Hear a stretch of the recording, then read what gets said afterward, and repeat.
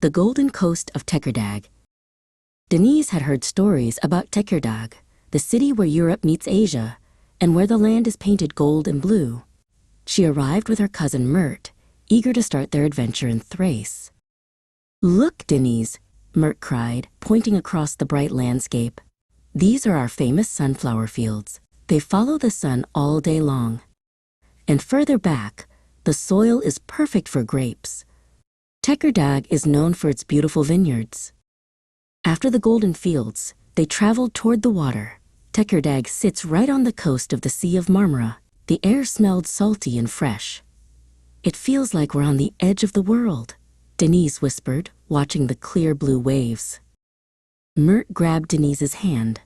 "Time for the water adventure. Many people here love sailing. We can see the entire long coastline from out on the water. It's a great way to explore the curves and hills that hug the sea." Back on land, Mert said, "Now for some history. Tekirdağ has sheltered important guests, like Prince Francis II Rákóczi. He was a Hungarian national hero who lived here long ago. We can visit the house where he stayed, which is now a fascinating museum." Inside the Rákóczi Museum, they saw old furniture, maps, and artifacts. Mert explained, "The museum honors his memory and the friendship between Turkey and Hungary. It shows how far back Tekirdağ's history of hospitality goes."